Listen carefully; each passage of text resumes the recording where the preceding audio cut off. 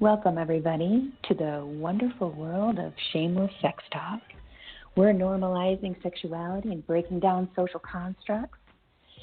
I'm Jenny, and I'm here with Sarah and Leslie. Sarah, how you doing? I'm doing great. I'm so excited that this has kind of gone from the seed of an idea to live on the air. Here we are, live on the air. How about you, Leslie? How are you doing? I'm wonderful. I'm super excited about losing our virginity together today. All in the name of horror magic. So we're going to be doing random shows. Mostly, I think we've decided on Friday. Everything's still kind of landing as it will be. So make sure you tune into our social media outlets. And we'll give a bunch of information, and we'll also post it to the show page so you can find us, ask questions, ask about topics that you want us to cover, anything like that. So, ladies, should we tell everyone how we got this going and up and running and where it came from? Yes, definitely. All right, I'll start us off.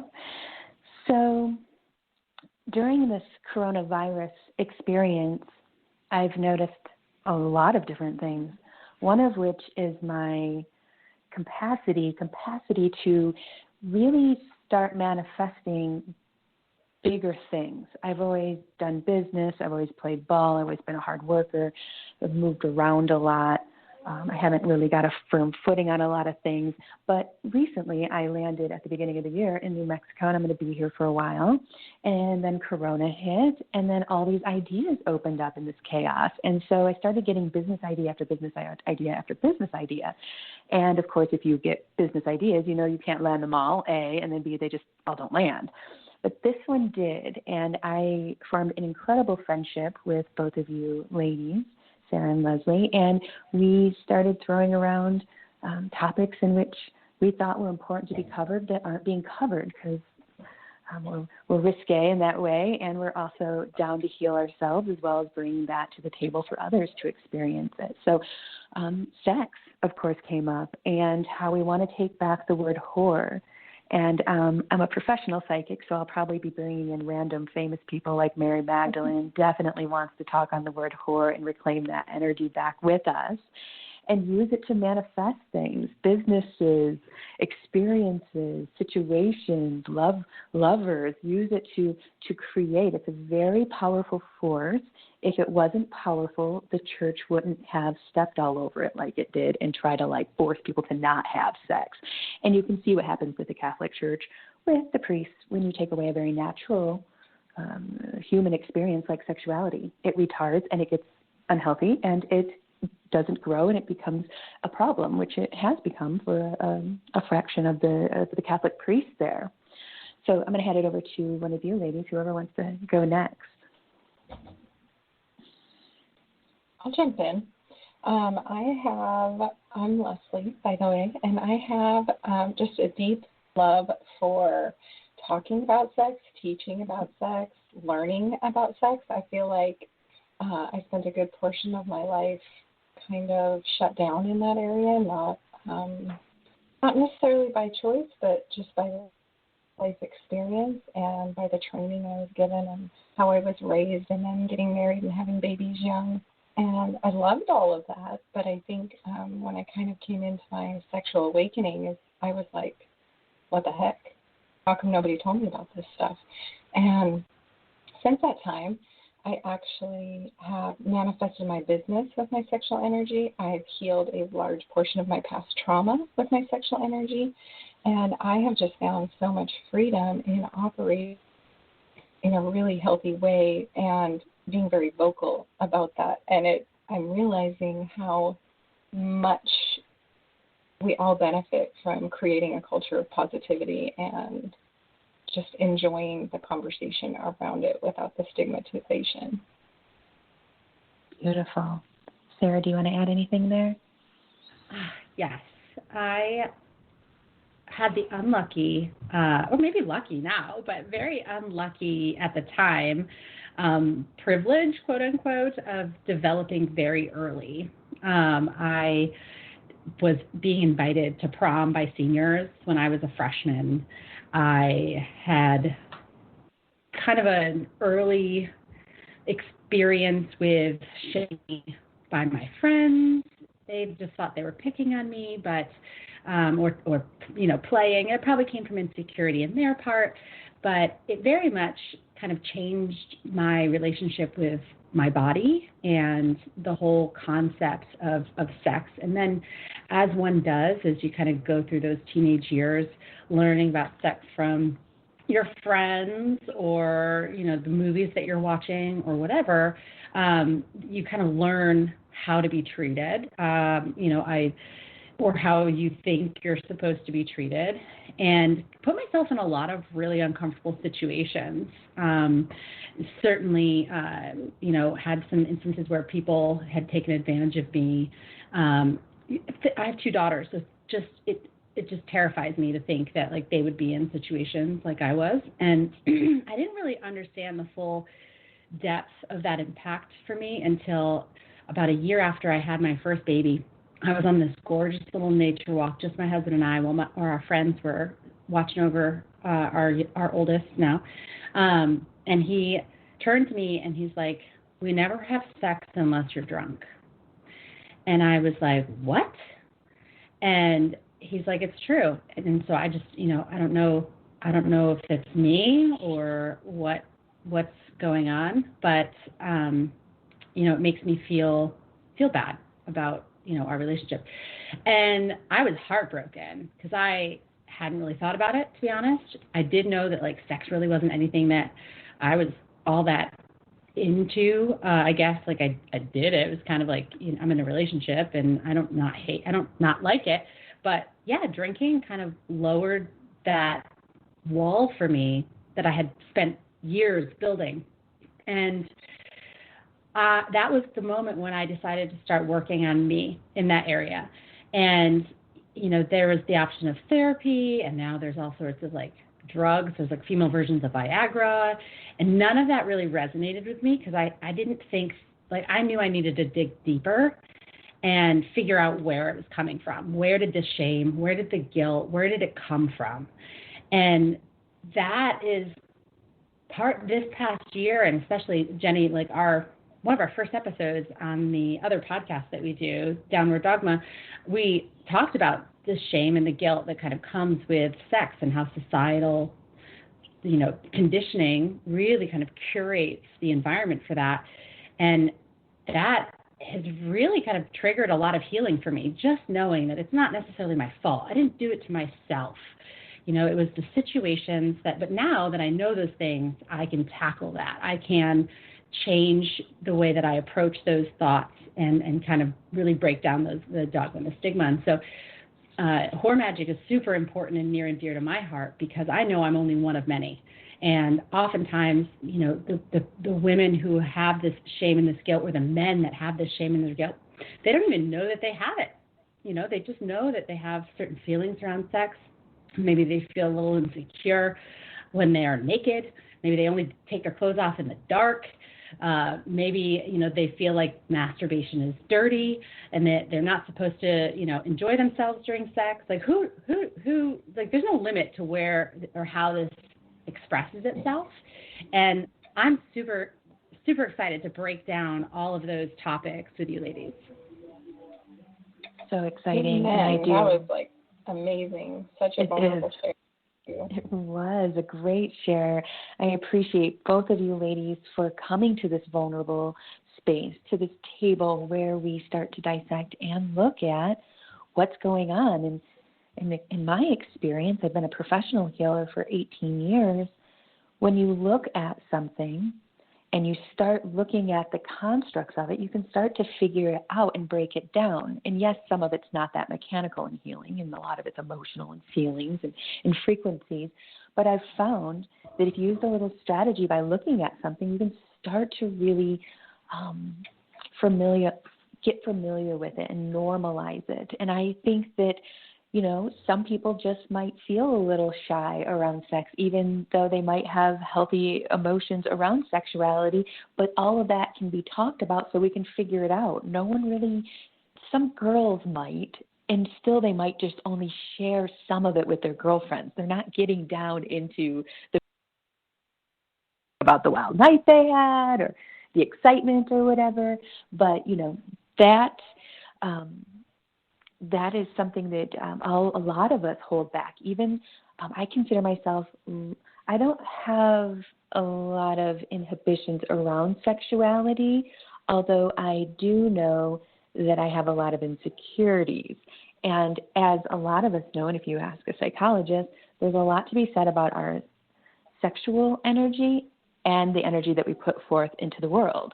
So maybe someone who's very, very, very dominant in sex, and this is not a blanket statement, it's just conversation, might also be over the top in the other parts of their life, which could cause problems at work. Maybe it doesn't in the bedroom, but it could cause problems in other parts of their life. So the few times I ended up going to a marriage counselor toward the end of my first marriage I was about 40 years old when this was happening. I was only married for 3 years, so it wasn't so long, but she really wanted to dive into that space with my ex because he had a lot of regressed energies that were angry and stressful, and they came out very narcissistic, which he was, by the way. But she wanted to dive into that space, and of course, the relationship didn't last long enough to get into that space with the psychologist. But she was really opening my eyes to sexual regression, anger, and unhealth, linking to some of the social issues we have, like school shootings and, any disorders that we might have with anger and judgment and racism. And I'm like, oh my gosh, this is perfect. So that's why Horror Magic is near and dear to my heart, for all the reasons the ladies were talking about, as well as the things I was saying earlier. But this is a way that we can really get inside something that is closed off for most people. Like I said, even some of us that are rather uninhibited don't really talk about it a lot. It just doesn't come up, and that's okay. You don't have to talk about it at the dinner table a lot, but you can talk about it with friends and start shining a light on these dark corners. Then we can start alchemizing that unhealth into health. And that doesn't mean no kinks, and interesting things and quirks and, situations with groups and stuff. You can do all of those things, but being honest with yourself and your partner. And then I wanted to say that today we were going to, after we talk about all the beautiful beginning spaces of Horror Magic, we're going to be talking about consent and how very important it is. And you'll probably hear us randomly talking about it in our duration of doing podcasts. For sure. And I think one of the key indicators for me in the shift in my thinking around sexuality came because I had so many questions about how I grew my business so quickly, and because I had created my business with my sexual energy, I couldn't not talk about it. So I couldn't just say, oh yeah, well I just, follow these 3 steps and leave that one out because that's what people are comfortable with. I really, I wanted to authentically show up with people and say it was so beautiful. It was so amazing. Literally anytime I doubted myself or anytime I had a fear around scarcity or lack or limits, I literally went to my bed and manifested my ideal client, my ideal experience, my ideal price point. All of it was created with my sexual energy.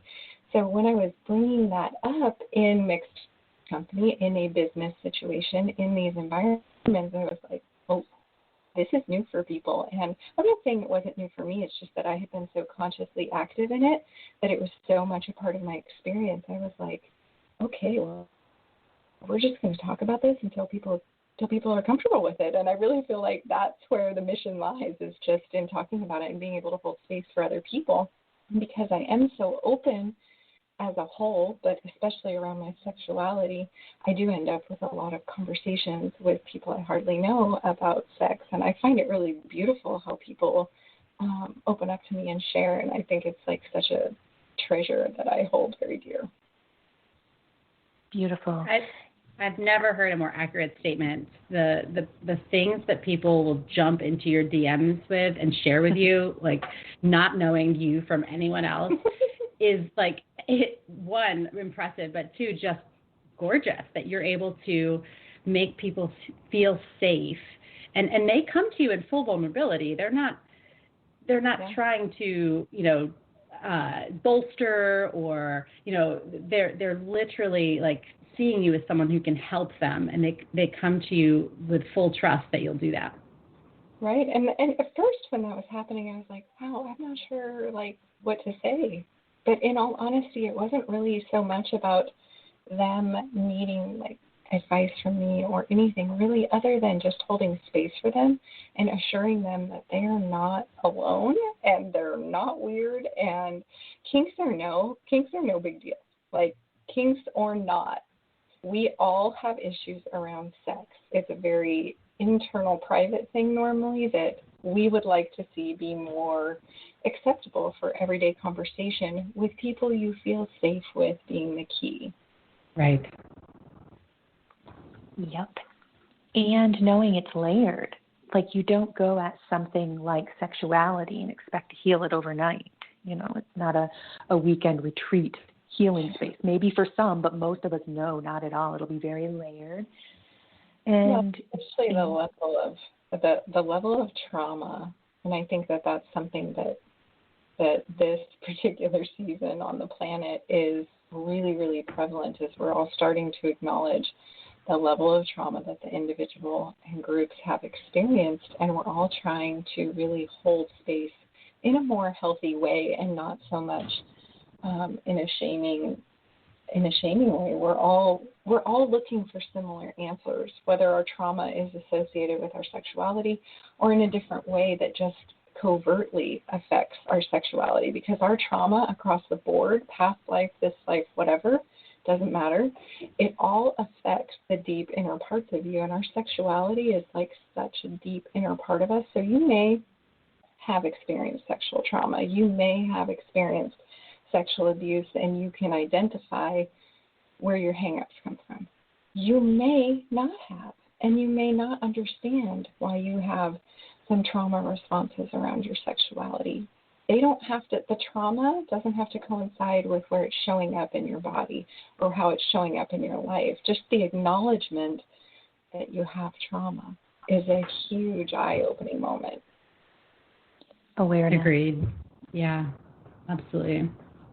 Knowing what to look for, like they say, that someone who has, wants to quit drinking and make their life more healthy, they have to admit, indeed, that the alcohol has created a problem, and then they don't have to, but often it's helpful to kind of wrap one's head around it, be aware, and then move forward from that, however that goes. So awareness is everything. And then, like Nikola Tesla will say, we're all frequencies and energy. So if that's the case, then our thoughts are a lot more powerful than we could ever imagine. So just wanting to heal and thinking about it and observing it is so helpful. Add a bit of like therapy or strategized healing with that.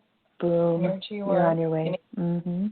All of Absolutely. It counts. And I think that we're really in a turning point as a country where people they're wanting that. They're asking for what's next, what's more. We're all looking at this child trafficking thing that's coming down, and that's been coming for a while. That's been going on for centuries, and it's at a real precipice point where we're going to have this big shift in society, and we're all ready for it. And we've talked about this in our other arenas about being on the forefront of these things because we're holding space energetically for it. It's a beautiful thing. Absolutely. I'm glad you brought up the child trafficking issue. Absolutely. This has been going on potentially for millennia.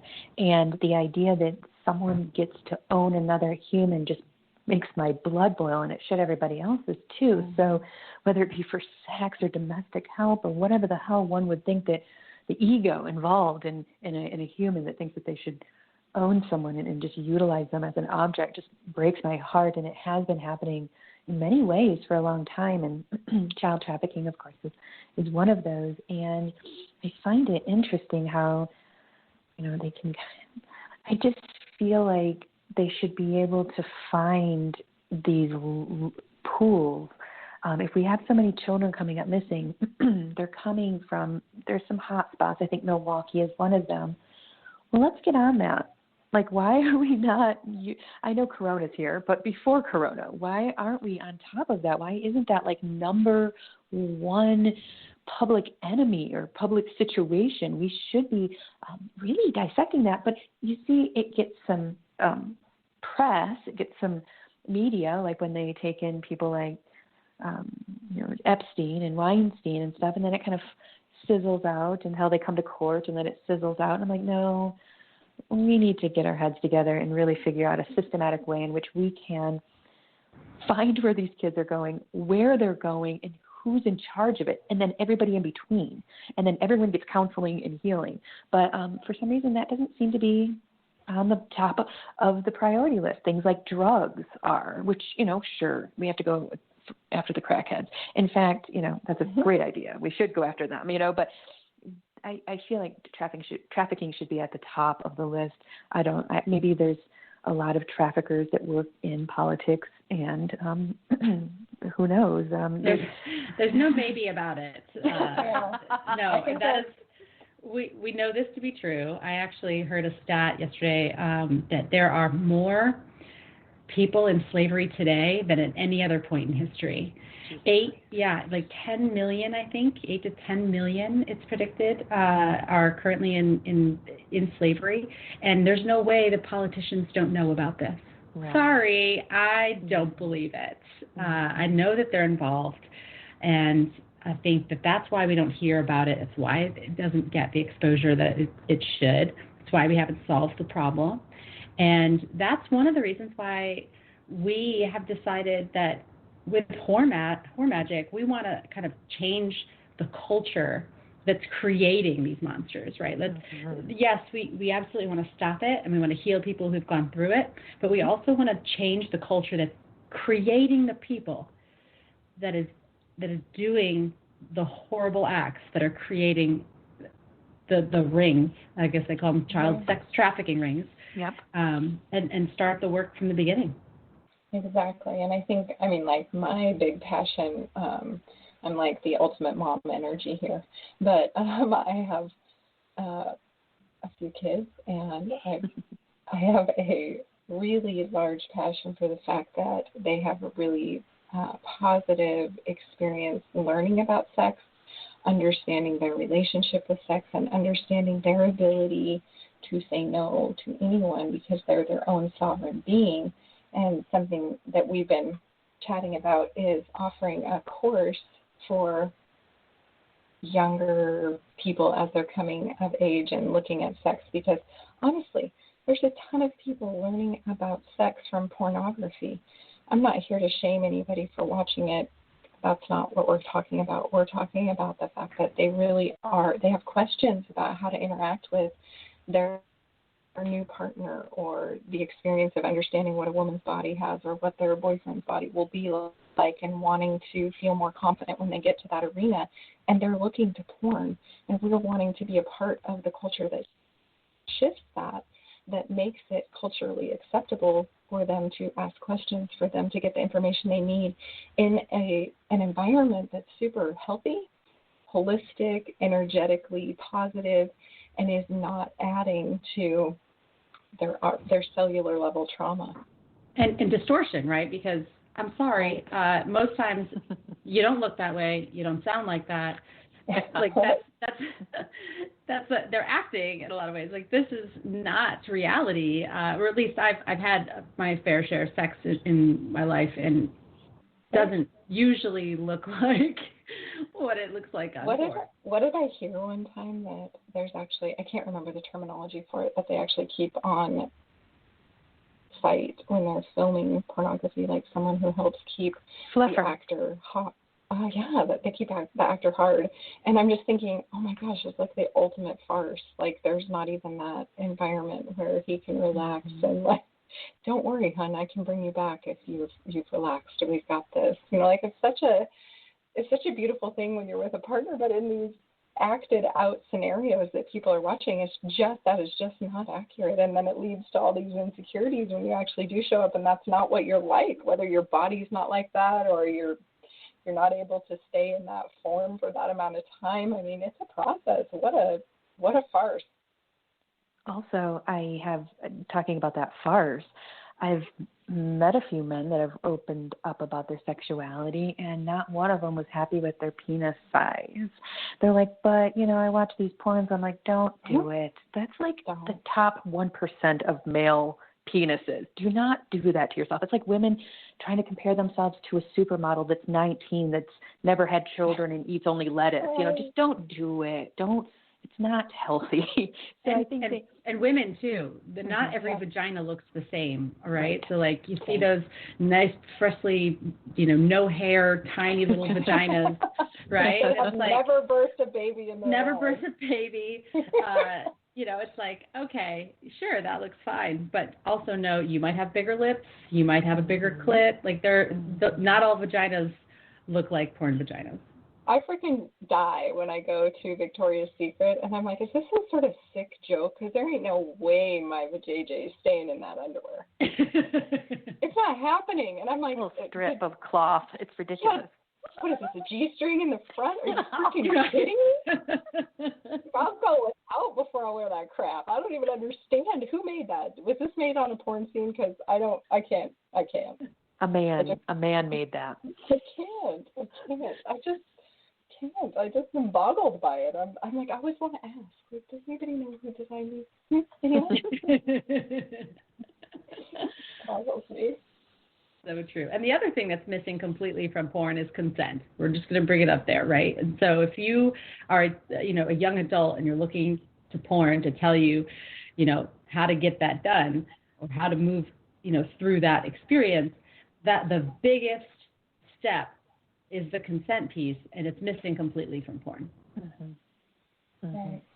Because it's acting, and they've used the top 1% of penises, they use the smallest vaginas and most beautiful vaginas, and then they leave out the stuff that's real life, because again, this is acting on a lot of levels, and of course they are having sex, but like Leslie said, it's a facade. There has to be a fluffer. They're not even really that turned on, probably, especially if they do this for a job. I mean, after a few years in the gig, you're probably like, all right, what are we doing? Here I am. Let's go.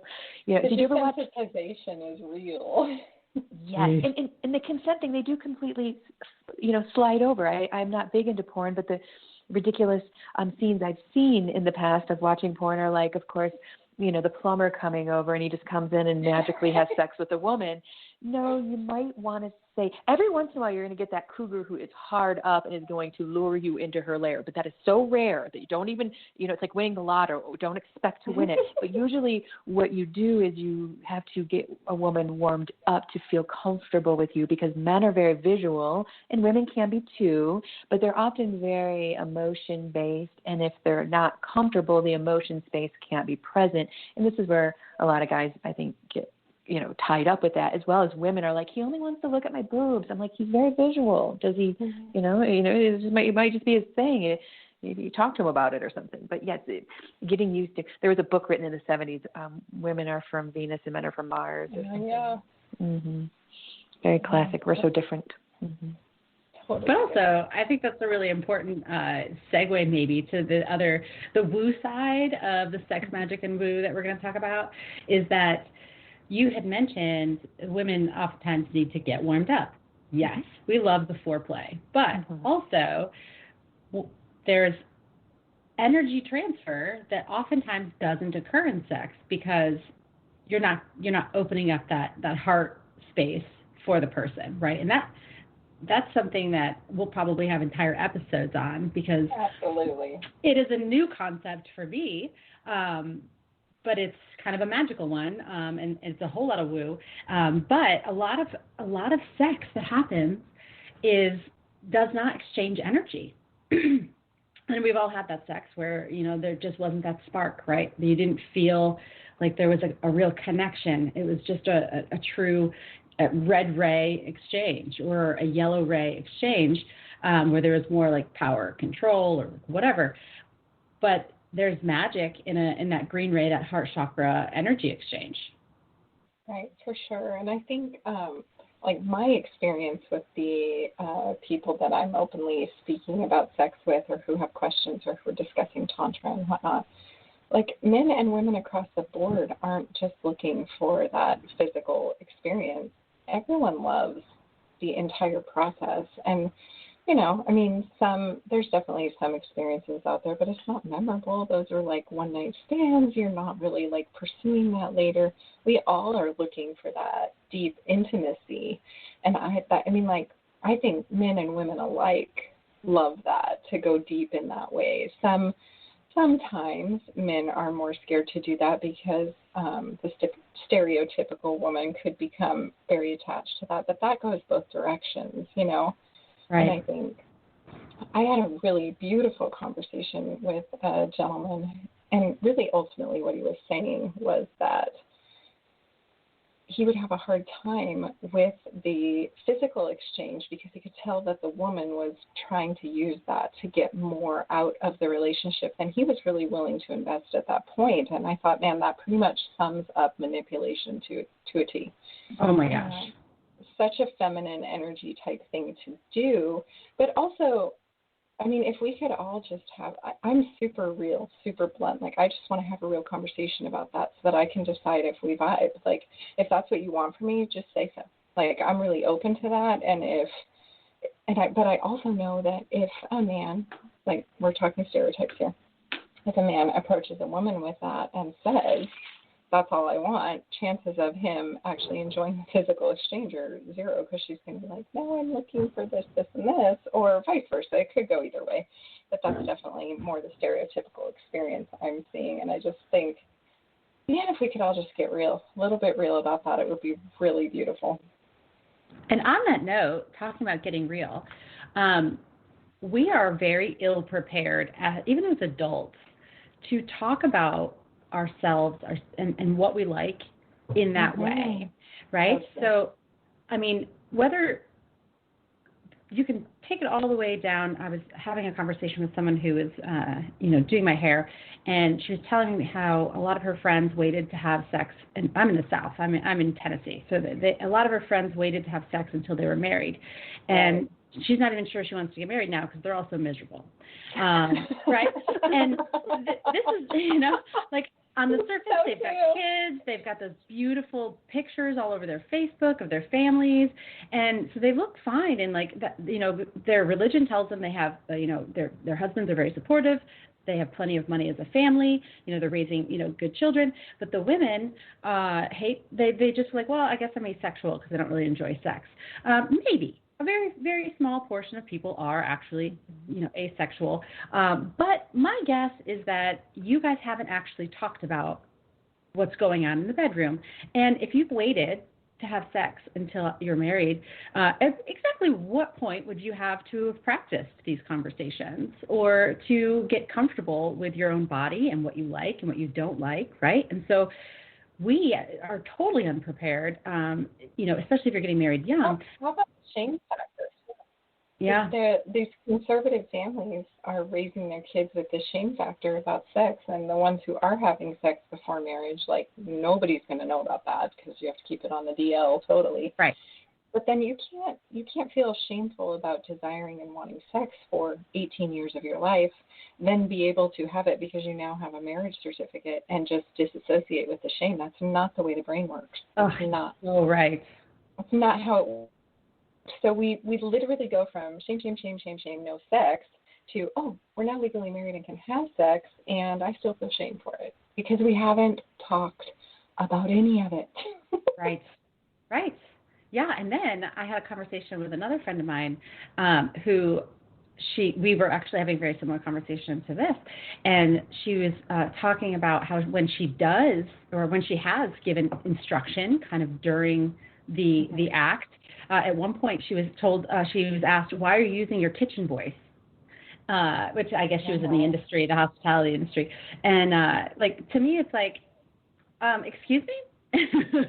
I'll use whatever voice I feel necessary in this moment. Like, don't judge how I'm responding. You know what I mean? Well, that came from a place of insecurity for sure. For sure.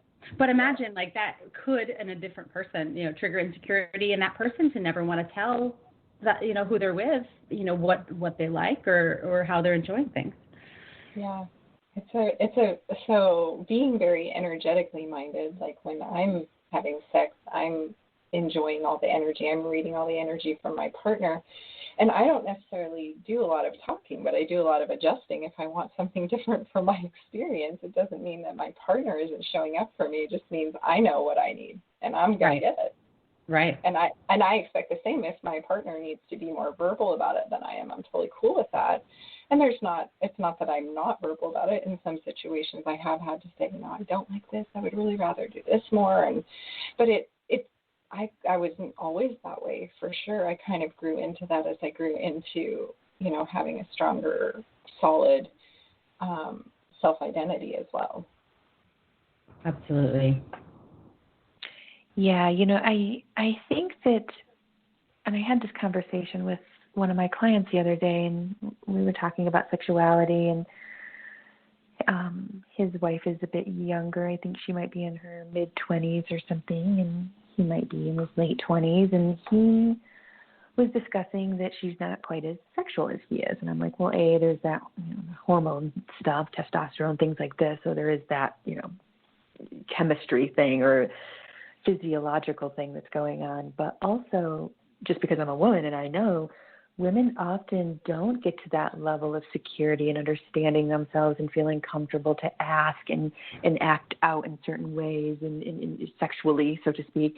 We don't often get to that until we're a little more comfortable with our being. And you might think, we're adults at 18, but no, I don't think I remember being fully capable of using my voice and my security space to talk about sex until I was closer to 30. So when I was talking to my client, I'm like, well, she's gaining comfort in that, and everyone, of course, is going to do it differently. And the way you do that is you hold space for her and help her feel comfortable. So I think that often women will say, I think I'm asexual, when, like Sarah said, they might just not be connecting at all with their partner anymore because they've never been taught. But then also they might have an incredible amount of stress. This world that we live in is wildly stressful, if you haven't noticed. And there's one thing that kills the mood quite often, and the relaxation and what have you, is stress. So if men out there want more sex from their partner, do the dishes, vacuum the floor, take the kids out of the house every once in a while.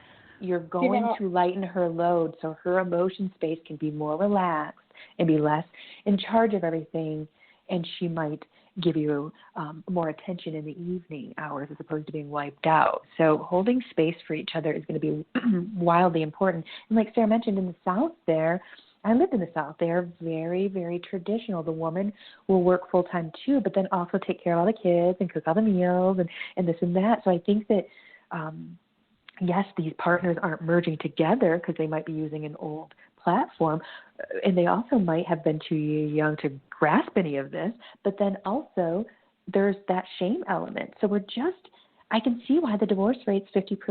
I can see why this is a problem. So I wonder if most marriage therapists also know a sex therapist friend that they refer people to. I'm imagining I would hope so. But I don't know how common that is. I've been in my fair share of marriage counseling, and that was never like a topic. So for a little backstory, like I was married, I had the same partner for 21 years. He was also my first partner. And we kind of had opposite dynamics. I was home with the kids, and we had 5 kids together. And he worked a lot, yet at the same time, I wanted sex more, and I was more ready for that, and he was tired all the time, and I really struggled with that, and I always felt like, my entire life I felt like I'm too much, but especially in that arena, I was like, oh my gosh, like, is this ever going to even out? And then as I got older, my sex drive got even higher, and I was like, I'm doomed. I'm just doomed. Like I couldn't seem to find a balance with him. And, in his defense, he worked a ton of hours, and I'm not in any way shaming his experience. I'm just saying, like, I could have really enjoyed that more, and he just had a lower drive than I did. So, it's not an atypical experience, but for me, that left me feeling super extra, which is already something I struggle with. Right. It's interesting, Jenny, you had mentioned stress being a huge libido killer, and you ladies know, but I have been working with a kinesiologist for some back pain that I've had, and he walked me over to his little kinesiologist board or whatever, and he pointed to the vertebrae that I'm having issues with, and he put his little finger on it, and he like followed it all the way across, and he goes, "Can you read that?" And I was like, "Yeah, it says adrenals." And he said, "Yep." And he's like, "And if we go back 2 columns, what does that say?"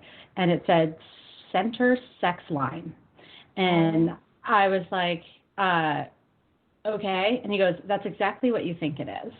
And I was like, okay. And he said, "So if you have an issue with your adrenals, which a lot of people do today, because stress basically relies on the adrenals to produce and produce and produce. And if you do that for an extended period of time, you're taking deposits from an empty bank. And so it causes a reduction in energy levels, libido. But specifically, he's like, that's on the center sex line. He's like, so you boost your adrenals a little bit, you'll start feeling more energetic, you'll have, better sleep, and you'll have a better sex life. And I'm like, that makes so much sense. Sign up. Yeah. What do you want me to take? Check. Yeah, exactly. And so the goal that I'm, working on now is supporting my adrenals better. Which I think you hit it head on nail there about. Sorry, Leslie. I think you hit it head on nail there with the adrenal fatigue being very common. I've been doing professional body work for 18 years. I've done over 25,000 healings. And I've also overworked myself, as you can hear, 25,000 healings. So I've also had adrenal fatigue, and then I've had a lot of clients with adrenal fatigue, wildly, wildly popular. Oftentimes, people will often think it's their thyroid, and they'll get their thyroid checked, and it's not their thyroid, and they're like, "What is it? I'm just so tired." And I'm like, "Well, you don't sleep well, and you're probably ran ragged, mother of 3, works full time." And I'm like, "You got to just support your adrenals." And the second we support our adrenals with, usually it's a combination of herbs. I can't think of the ones right off the top of my head of what's in that combo. Vitamin B6, vitamin C.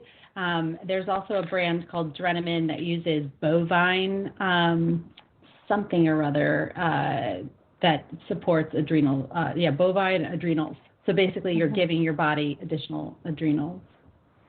I love natural medicine these days. They use all kinds of cool stuff to heal us.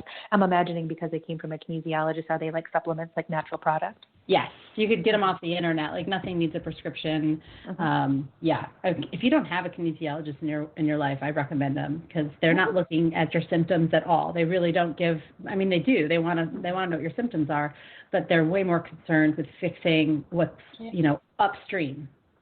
I love that approach, and I think that's my approach sexually too. Let's move upstream. Totally, energetically. Exactly, across the board.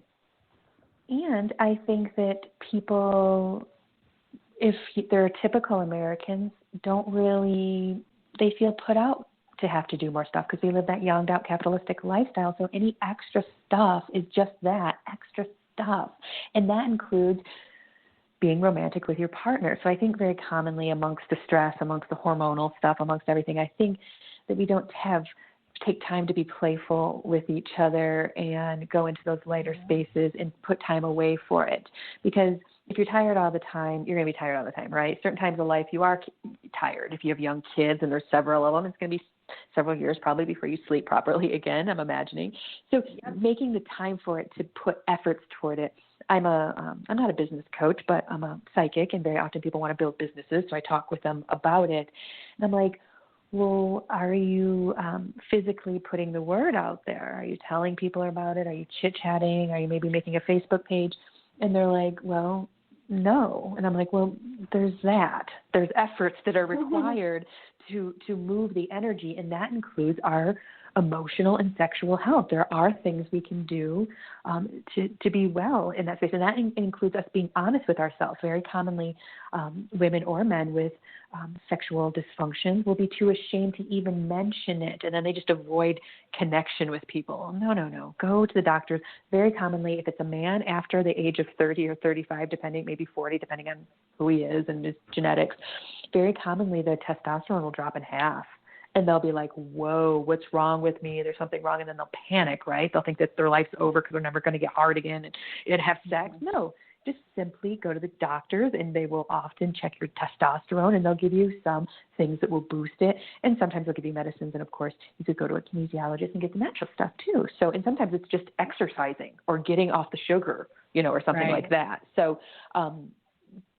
be honest with yourself. You don't have to tell everyone in the world. You can just be like, hey, I'm dealing with this. I want to look at some remedies. They are out there. And let me just tell you, I don't think I'm always saying this right, because I think the placebo effect, well, I guess I might be saying it right. But when you take supplements, like Sarah's kinesiologist gave her some supplements to take for her adrenals, yes, that supplement is healthy. It has supplements in it. It's good for you. But the act of her actually giving it to herself is what makes the full circle. She could have went to the doctor. She could have got the supplements, but if she didn't give them to herself, she's not completing the circle. So there's something to be said about you nurturing yourself. You're actually getting the nutrient and supplement, but you're actually caring enough to do it. And that's half the magic when you go to heal yourself. I'm a big supplement fan. I started my first business in the back of a health food store and to pay my rent because I didn't have any money because I was 24 and just started a business. But I would work the counter, and I got to learn a few things. So I realized just the act of you caring enough to give yourself a supplement is fantastic, even if it's not the exact supplement that you need. Just the act of it is magic. The energetic, commitment. Yep, Acknowledging commitment. the need. Acknowledging the need. I'm a huge supporter of bioidentical hormones. Yeah. When I was in my 30s, I went through menopause, which is not normal. And I also developed cervical cancer. And I started really looking at my lifestyle, my marriage, and all of that at that point, because that's all very, very early to go through something like that. And I met with a really amazing doctor who I'm going to really credit for saving my life, honestly. And he tested all the things, and what he came back with was that my hormone levels, because of my stress levels, had tanked so much that I had the hormone levels of an 80-year-old woman. And I was like, I feel 80. I can accept this. And he put me on a really simple regimen with these bioidentical hormones. And they literally stopped menopause, turned it all around, helped me really make some really difficult decisions in my life. And I credit that experience with really helping me rise to the next level of what was my next. Leslie, I've always wanted to know more of what is a bioidentical hormone. Do they take real hormones and make them, can replicate them? They're actually used from plant sources, like yams is the estrogen, I believe. It's been a long time since I studied on. I've been on them for 15 years now almost. But they're all natural based, and they come in a cream form, and you apply them a couple times a day for the women. For men, they get a shot. Their hormones are, of course, a little simpler than ours, and they're a lot cheaper than ours. But his theory is that, at 44, they say, oh, your hormone level should be at this. But then when you actually look at optimal health, is at a younger age, he keeps our hormone levels at that younger age. That's his theory. I'm going with his theory because I feel like fucking magical. So I really enjoy the way he explains things, and I've referred hundreds of patients to him, and I noticed such a turnaround. And if you went to a conventional doctor, what they would do when they found that out is basically for a female, they would put you on the pill. And I have 5 children. Couldn't not get pregnant. The pill never worked for me, and it made me super up and down emotionally, and I knew I couldn't withstand that in my body. I'm just not able to do certain things that other people can. So I knew I had to find something else, and that's when I started looking for him. So would you recommend that? I'm so sorry. Would you recommend that to any woman that is perimenopausal or menopausal, just across the board? I would recommend it to anyone across the board, male or female, to go and get your hormone levels checked.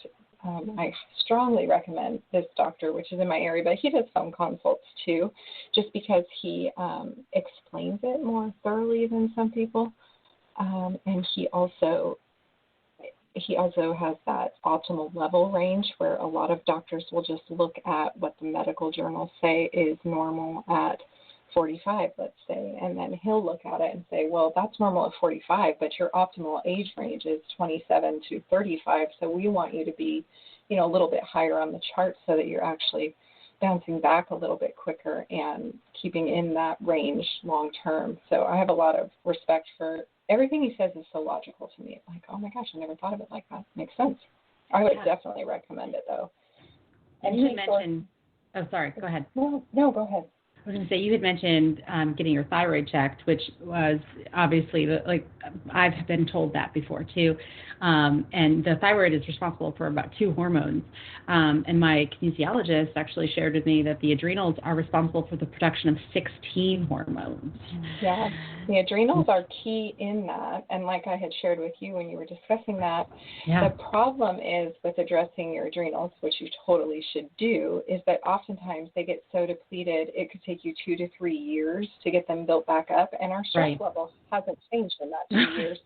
Where if you're doing that and you're supplementing with the bioidentical hormones, you're going to have like a bitchin' bounce back, and you're going to be able to tackle all those things that you haven't been able to. And you just have like this whole new joy for life, sex, and other people that is beautiful. Like, I strongly recommend it.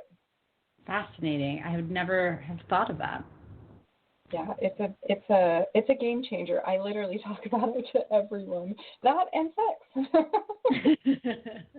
And I also think that bioidentical hormones are typically, I want to say, like, that's what women at the menopausal stage, that's when the doctors are like, let's consider this, right? But it sounds like you're saying, like, let's not wait until your thyroid or your hormone levels are at the age of an 80-year-old. Like, let's take a little action on that sooner. Preventable medicine, and this was one of the big, so I kind of had in my mind, like, oh, I will just be on these until it's normal to go through menopause. Like, I'll just get myself to 50, 55, and then I'll go off of these so that, I'm not like half dead at 40. But then I was talking with my doctor about it, and he said, well, it's his theory that most illness is brought on by the hormone level drop as we age. So his theory is, why would you stop taking them? I'm like, right. Yeah, that's a great point. I am going to be 44 in September. I take good care of myself for sure. But at the same time, like, I credit a lot of my youthful look to the fact that my hormone levels are at an optimal level. Because I have a lot of stress in my life. My stress level has gotten higher, not less. So I'm started doing them. And it's not how I'm doing it, just happens to be that my stress level is high. So that is a big game changer, I feel like. Yeah, I think I'm going to start looking into the bioidentical medicines that you were talking about. Can you say it one more time? Bioidentical hormones? Hormones, that's what it is. Bioidentical hormones. Yeah, something to look at. And if that hormone drop is what brings on disorder and disease, why not take some supplements from some freaking beets? Yeah, you should do it. Seriously. So there is, like, the conventional doctors are not as, there's not been a ton of testing on it, but it literally is from yams. I don't see how we're going to have a problem with that. They feel like, it's a little bit sketchy. So I disagree, and they're wanting to put me on the pill, which I know is 100% sketchy. So I'm going to try this over here, and I probably am the perfect person for them to do tests on because I've been on it for so long, and most people aren't. It's my own little test case over here. That's all we are, our own little test case here, figure out. And everyone's so different. And I'm sure if you talk to someone like a kinesiologist, they could probably tell you that every single person that walks through the door has a different response to every single thing they test them for. So it's just incredible how it's so individual, and it's so specific to oneself. And Western medicine really likes to kind of put you in a box and say, well, if it's not this, and it's not this, and it's this. And you can see that happening with autoimmune disorders. They don't know why the human body is dysfunctioning and attacking itself and working in backwards fashion. So what they don't know, they just kind of categorize as probably many things, but one of which is an autoimmune disorder. And this has me concerned because I don't see things like coronavirus going away. And if it does, there's going to be another one. So if our human bodies are dysfunctioning in a way that autoimmune disorders are going up like 200% per decade. We have to do something about that. And I think Corona is doing something about that and wiping down that capitalism so it's not so dirty and disgusting and making it a little more functional, or just completely setting it aside and bringing in a new dynamic, because we are at the beginning places, but, you know, unemployment's going to run out, and we are going to have about a third or more of people who are of the age of, you know, of course, careers and having families not working. So we are going to be running into a big, big problem with the typical family lifestyle, I think. I think where, you know, 10 years ago, no one had a doubt in their mind that if their daughter wanted to get married at some point, she can. Well, in the future, maybe someone's daughter wants to get married, but they can't because no one makes enough money, you know. So it's going to be very interesting in the future to see what this breaking down of capitalism holds and looks like, and how we can harness sexual energy to propel us through. It's a perfect energy to propel us through. And it gets bad rap. And Mary Magdalene would be the first to tell you she was banned a whore by the Catholic Church for centuries, and all she did was be Jesus's wife and give him good sex, and they manifested stuff together. I mean, why was she shunned for that? Because that sex magic manifests things, and that whore magic manifests things, and it can bring you more abundance in your life, not only because you have to break down a lot of shame, guilt around experiencing good sexuality, but the actual energy that it creates itself can propel you into all kinds of things. You don't want to build business? Fine, don't. You don't want to get rich? Fine, don't. You want to just have good connections in your life? Well, it's going to make you healthy, so you radiate a certain energy and frequency in better friends, better companions, whatever you're looking for. Amazing. It's pretty magical. Ladies, we have a few minutes left here. Should we tell everyone how they can get a hold of us? And I know that you guys have been working hard and getting those pages going. Do you want to, Sarah or Leslie, whoever, want to kind of tell people about our Facebook and if they can, how they can reach us, and if they have any questions, they can email us or what have you? Yes. So if you want to find us on Facebook, search for Whore Magic, and that's with the W. If you wanted to find us on Facebook directly from the URL, it would have to be facebook.com/Whore Magic without the W, because apparently whore is not allowed on Facebook. That is not a word they allow. We will have an email address by the next episode. We are working on a web presence as well. We're going to have a whole bunch of fun swag so that people can be loud and proud about the whore magic that they're sprinkling around the world. We're super excited to be on this journey. And please, join the Facebook group, reach out to us, let us know if today's podcast resonated with you in any way. If you have any questions, any topics you'd like us to cover in the future, this is a community, and we want everyone to be engaged. 100%. Absolutely. And ladies, I don't know how often you do your coffee talks, but do you want to tell them in case they want to catch you in the mornings? Yeah. So every Friday morning, sometimes 6, sometimes 7, we'll have an event on the Facebook, so you guys can track that. Sarah and I, and sometimes Jenny pops in for a little 1 hour just to catch up, to see what we're up to. Sometimes we do card reads. Sometimes we just chit-chat about what we're learning or reading. We both are avid readers. But if you care to join us, you are welcome to. Yeah, absolutely. Sometimes we go down rabbit holes and spend an entire hour talking about random things. But, it's live. You can, catch us in the comments section for that as well. And we're going to be super available. Yep. It'll be fun. Absolutely. And you go ahead and take a look at Third Eye Political Radio. Go to any major podcast app and search Third Eye Political Radio. You'll see Whore Magic pop up there. We'll probably be changing platforms, but we'll be here for a second till we flip over. And if you like how we talk about sex and magic and politics, you're going to love how we talk about spirituality. Go ahead and also search Heart Over Ego Radio. It's our other podcast app. There's about 9 shows per week. New ones launching all the time. You're going to like what we talk about. Go ahead and find us. And we are Whore Magic. And I am Jenny, and I was here with the beautiful Leslie and Sarah. And until next time, everyone have a lovely night.